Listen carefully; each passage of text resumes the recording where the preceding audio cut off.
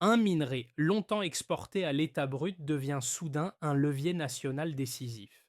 Quand l'exportation est bloquée, la valeur ne disparaît pas.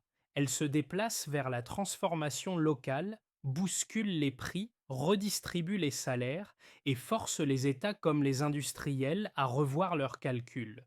Que signifie ce choix pour votre quotidien, pour les emplois et pour la trajectoire politique portée aujourd'hui par Ibrahim Traoré?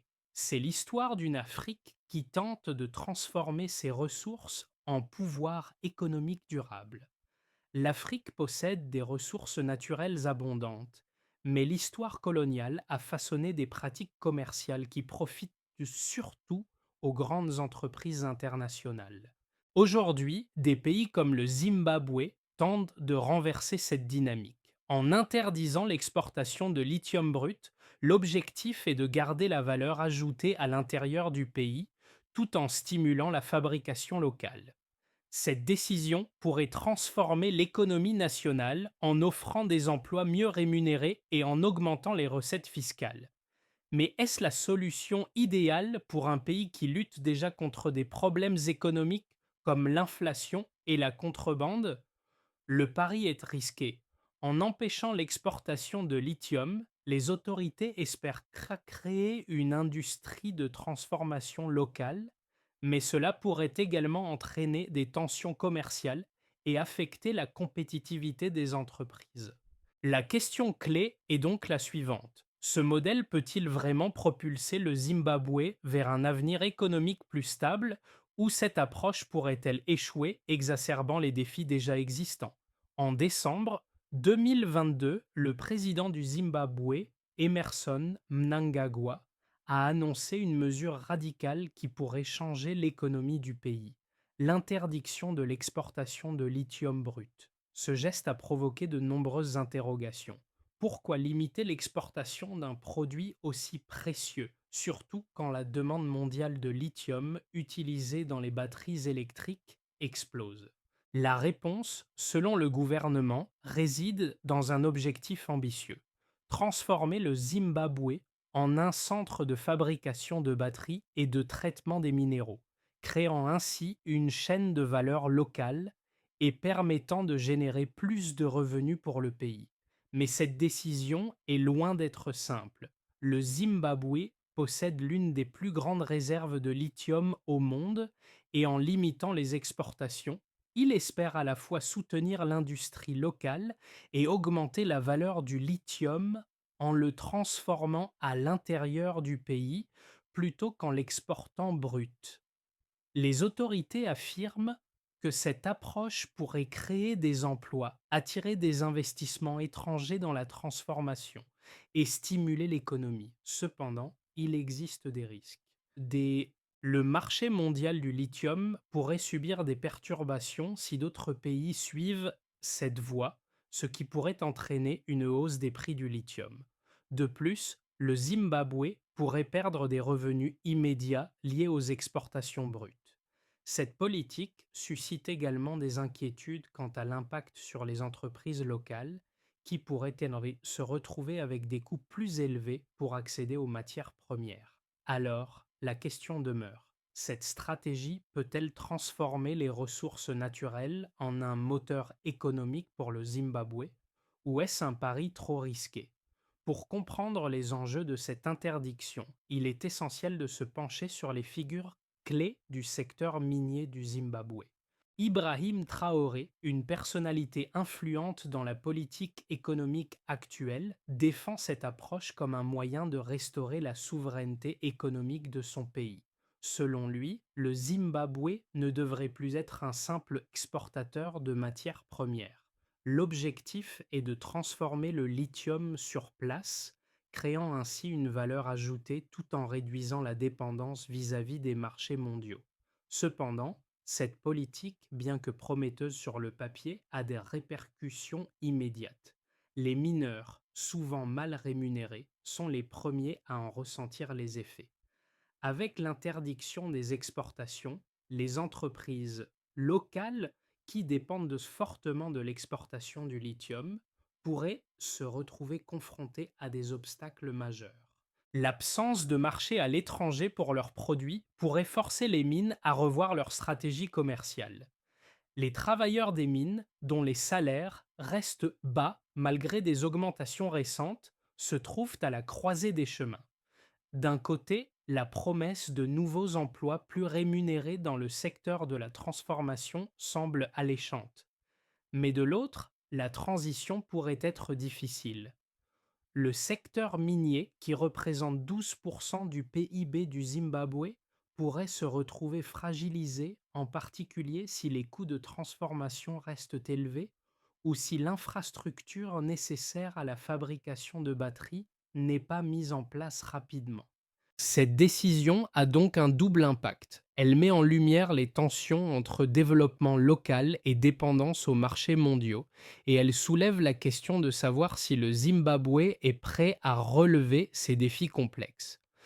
L'histoire de l'interdiction d'exporter du lithium par le Zimbabwe est marquée par des décisions stratégiques prises dans un contexte de crise économique et de défis liés à la dépendance aux matières premières. La mesure annoncée en décembre 2022 n'est qu'un chapitre dans un processus plus large visant à redéfinir l'économie du pays, historiquement liée à l'exportation de ressources naturelles brutes.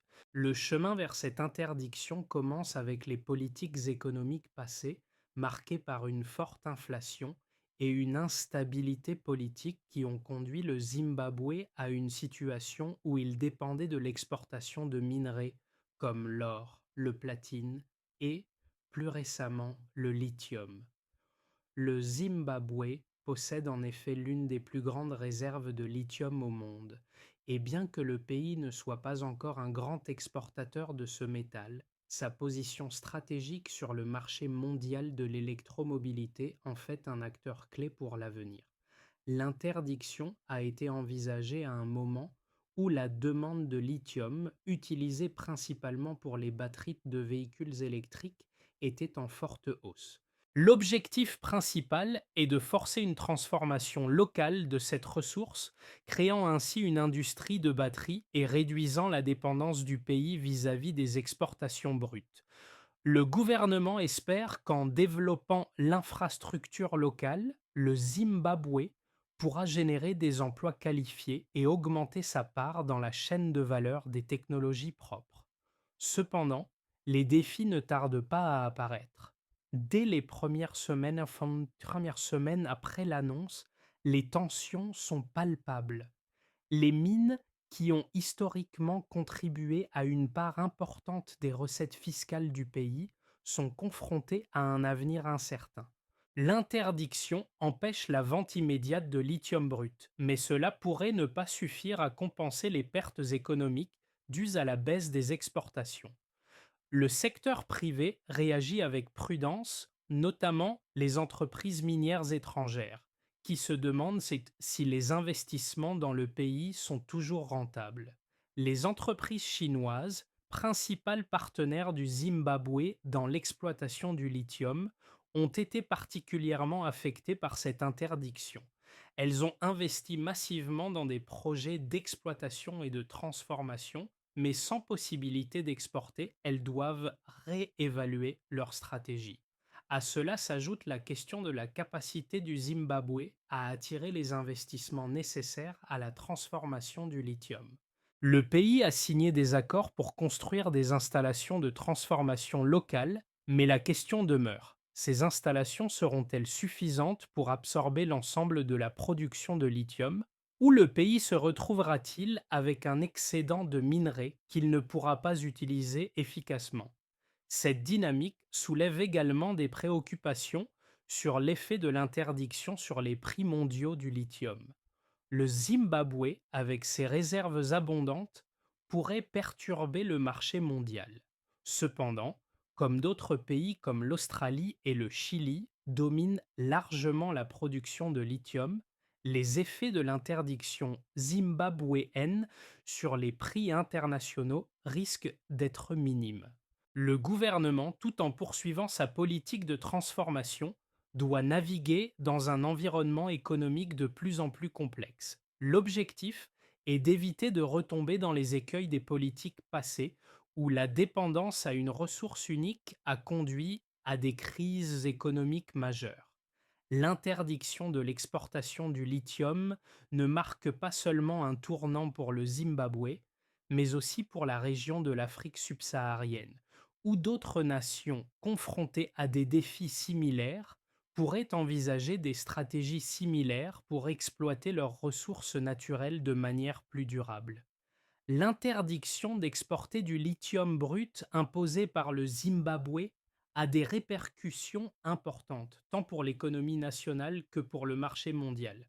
Le lithium, un métal essentiel dans la production de batteries pour les véhicules électriques, connaît une demande exponentielle, ce qui place le Zimbabwe dans une position stratégique.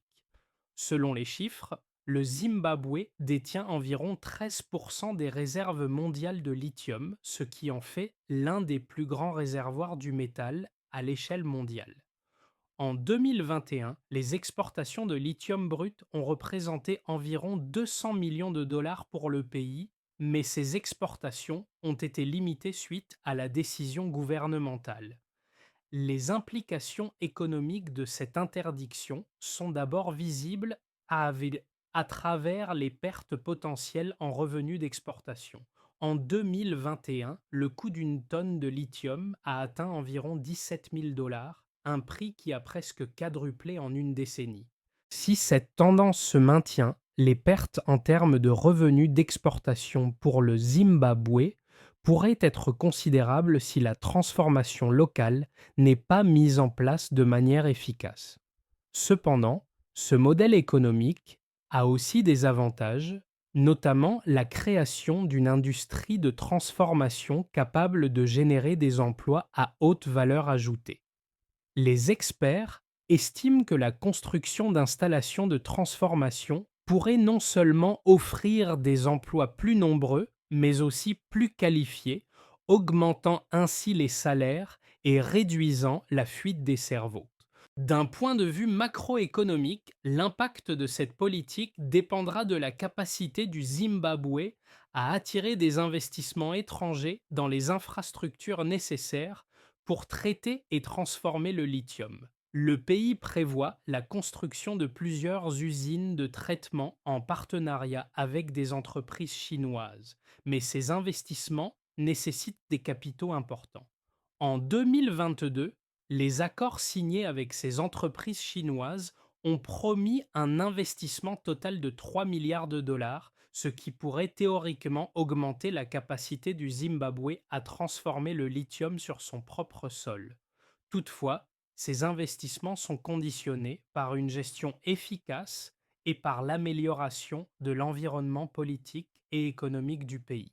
Sur le plan des emplois, les projections suggèrent que la transformation du lithium pourrait entraîner la création de milliers de postes dans les industries de transformation et de fabrication.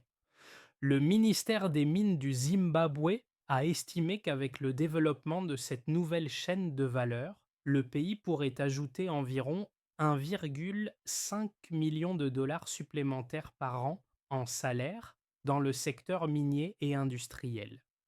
Cependant, ces projections optimistes sont confrontées à des réalités sur le terrain. Le secteur minier est actuellement confronté à une pénurie de travailleurs qualifiés et il pourrait y avoir des difficultés à former une main-d'œuvre suffisamment compétente pour occuper ces postes. Enfin, l'impact sur les prix mondiaux du lithium ne peut être ignoré. Le Zimbabwe, bien qu'important dans la production de lithium, représente seulement 2,5% de la production mondiale actuelle de ce métal. Les principaux producteurs, tels que l'Australie et le Chili, dominent largement le marché. En conséquence, bien que l'interdiction du Zimbabwe pourrait entraîner des fluctuations locales, son impact sur le prix mondial sera probablement limité à court terme.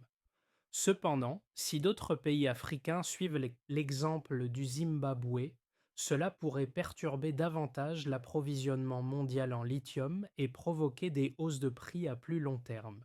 L'interdiction du Zimbabwe vise à redistribuer la richesse générée par ces ressources naturelles, mais la réussite de cette politique dépendra largement de sa capacité à surmonter les défis économiques et logistiques liés à la transformation du lithium localement.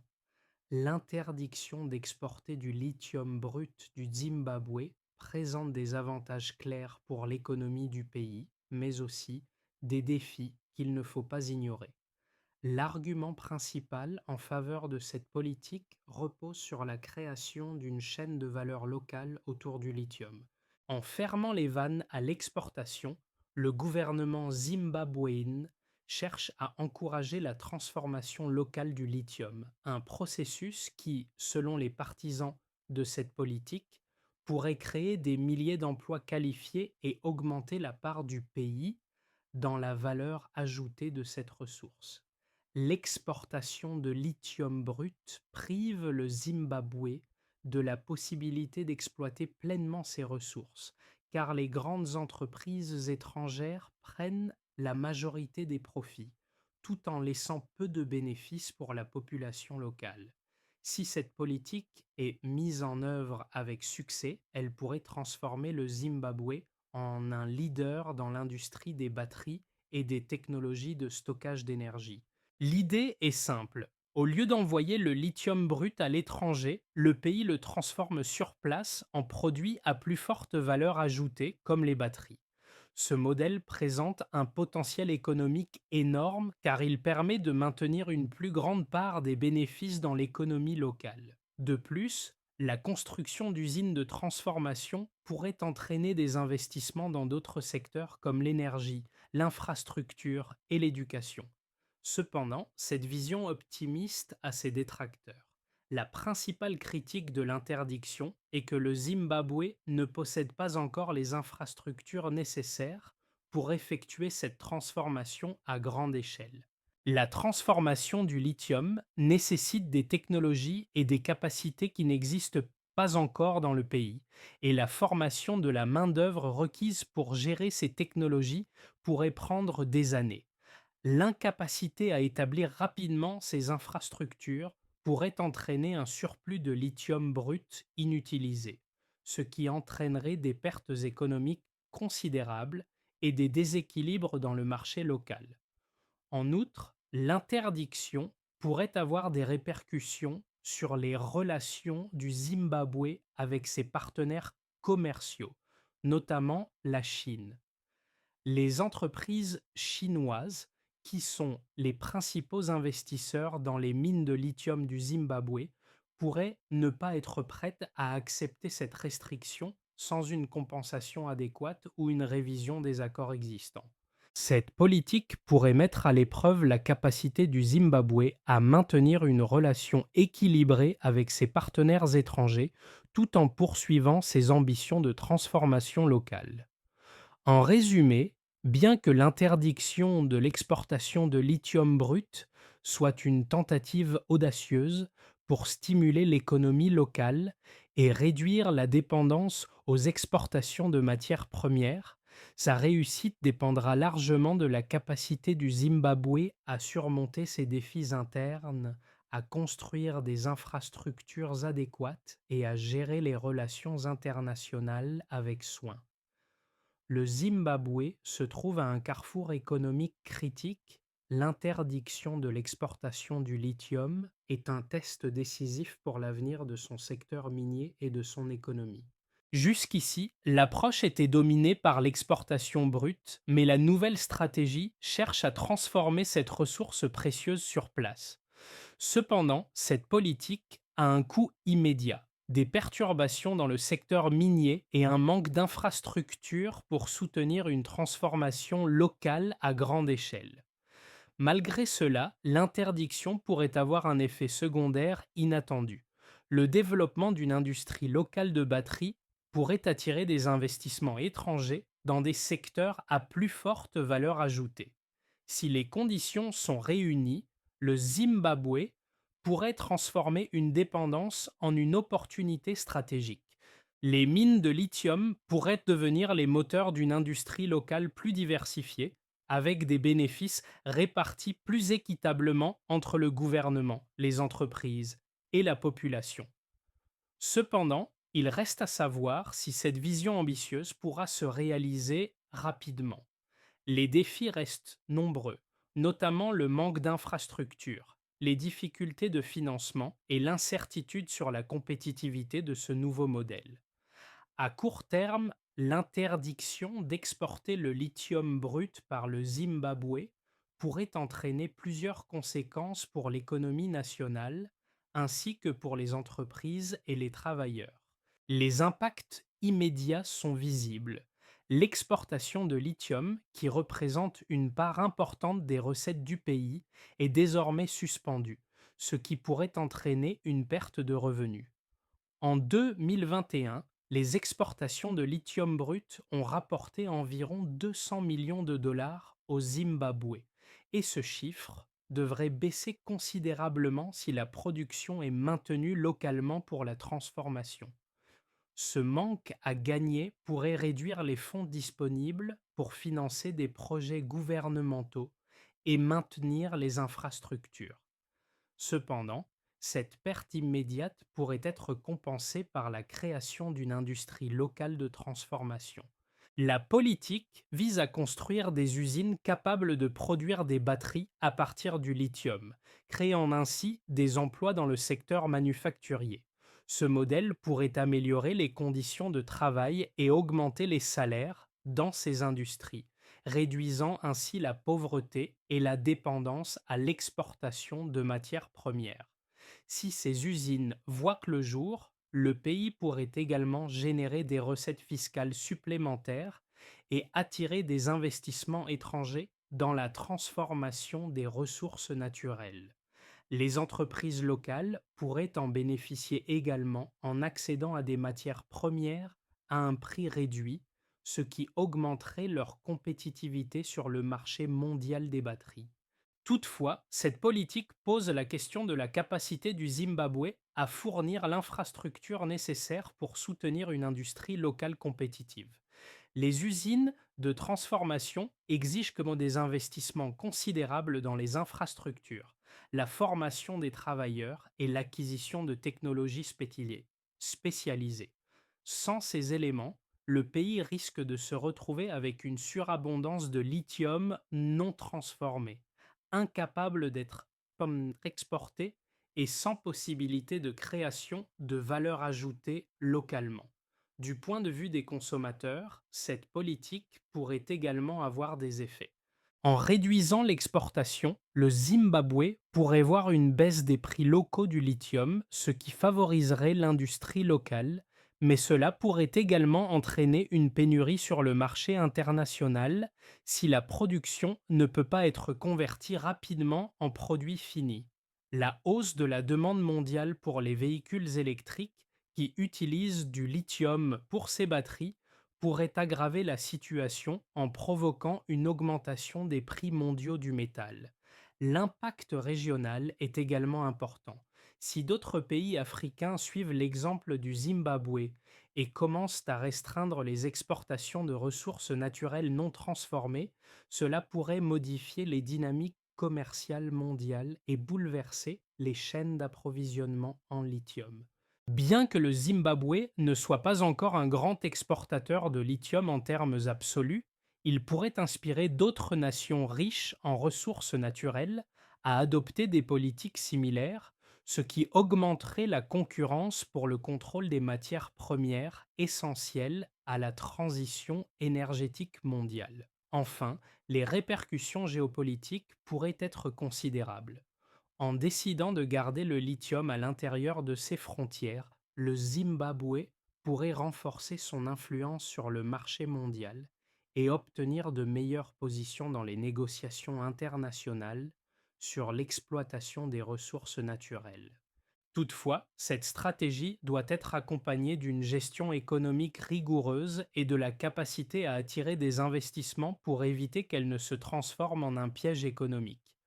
L'avenir du Zimbabwe à court terme reste incertain face à l'interdiction d'exportation du lithium brut. Toutefois, plusieurs scénarios peuvent se dessiner. chacun influencé par la capacité du gouvernement et des entreprises à s'adapter à cette nouvelle politique. Dans un premier temps, on peut imaginer une réussite partielle avec une adaptation progressive. Dans le meilleur des cas, le Zimbabwe parvient à établir les bases d'une industrie locale de transformation du lithium, créant des emplois dans le secteur manufacturier et attirant des investissements étrangers dans les infrastructures nécessaires. La création d'usines de batteries pourrait voir le jour dans les 6 à 12 mois suivant l'interdiction et le pays commencerait à bénéficier de la valeur ajoutée générée localement. Bien que les revenus d'exportation diminuent dans l'immédiat, cette stratégie finirait par offrir une alternative stable, réduisant la dépendance aux exportations brutes. Le prix local du lithium pourrait même diminuer, rendant les entreprises zimbabwéennes plus compétitives. On peut aussi envisager un scénario plus optimiste où l'interdiction du lithium stimule non seulement l'industrie locale de batteries, mais aussi d'autres secteurs liés à l'énergie, comme les infrastructures de recharge pour véhicules électriques et la production de composants électroniques. Le Zimbabwe pourrait alors devenir un acteur clé de la transition énergétique en Afrique, en attirant davantage d'investissements pour d'autres ressources minérales et technologies vertes. Le gouvernement, en renforçant son modèle de transformation locale, attirerait également des partenaires commerciaux et des institutions financières internationales intéressées par le potentiel de croissance économique du pays. Les entreprises locales pourraient aussi se diversifier en dehors du secteur minier vers des activités à plus forte valeur ajoutée. À l'inverse, un scénario pessimiste existe, celui d'un échec dans l'implantation de l'industrie locale. Le Zimbabwe pourrait se retrouver avec une surproduction de lithium brut sans capacité de transformation interne suffisante.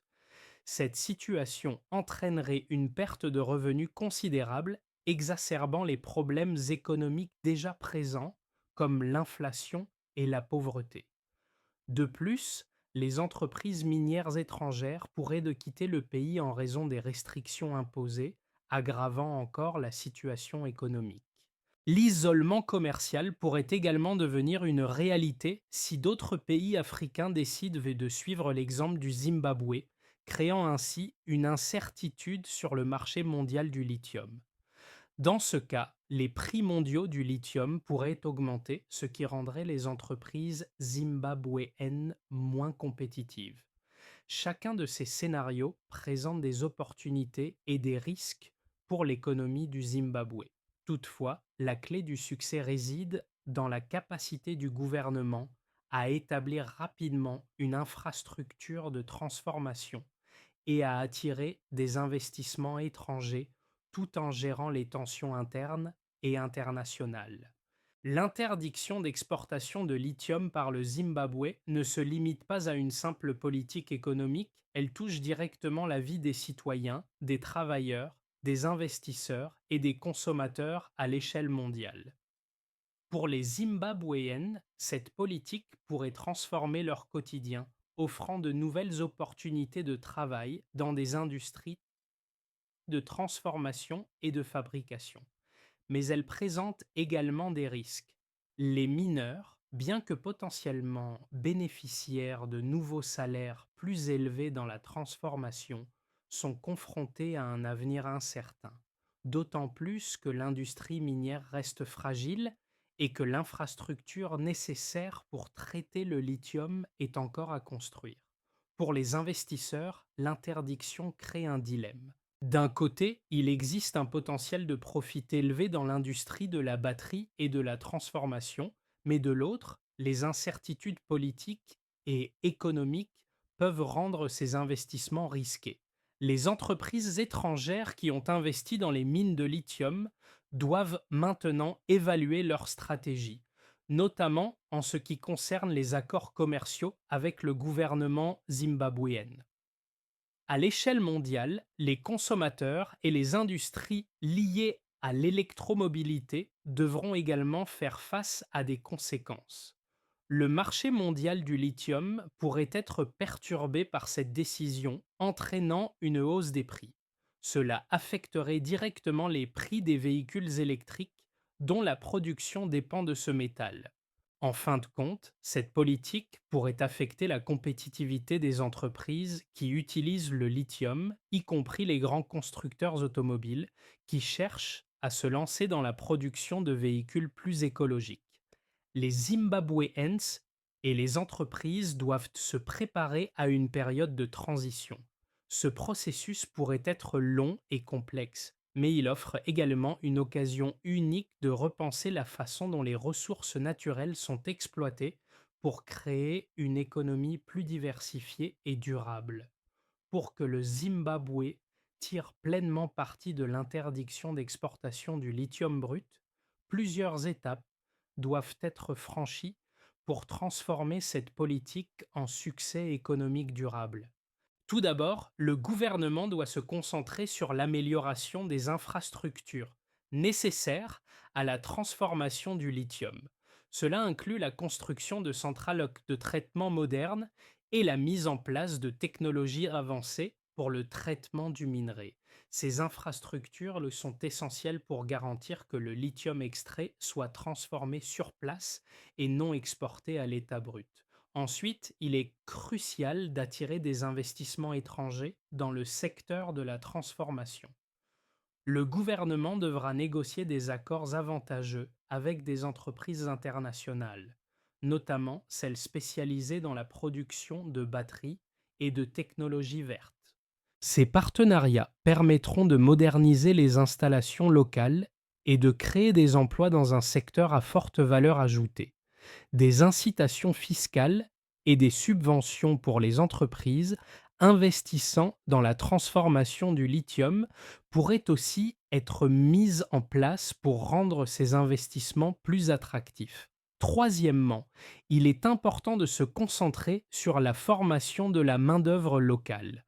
Le Zimbabwe doit investir dans des programmes de formation spécialisés pour les travailleurs du secteur minier et de la transformation.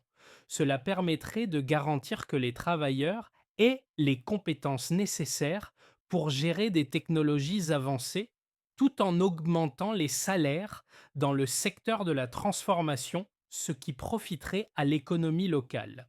Enfin, pour éviter de devenir trop dépendant des ressources naturelles, le Zimbabwe devra également diversifier son économie. En développant d'autres secteurs comme l'énergie renouvelable, les technologies de stockage d'énergie et l'agriculture durable, le pays pourrait réduire sa dépendance à l'exploitation des ressources naturelles et favoriser un développement économique plus équilibré et résilient.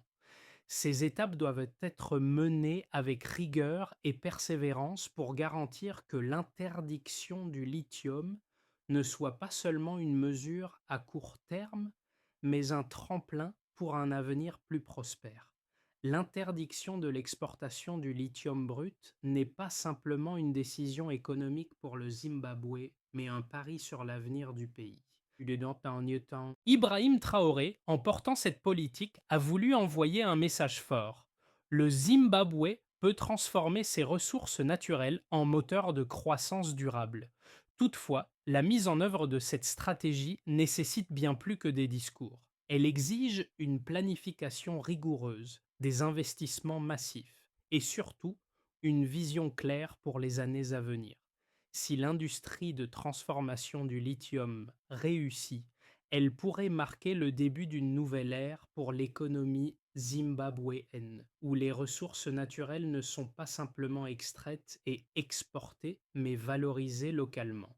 Cela changerait non seulement le paysage économique du pays, mais aussi celui des générations futures, offrant des opportunités d'emploi plus stables et mieux rémunérées.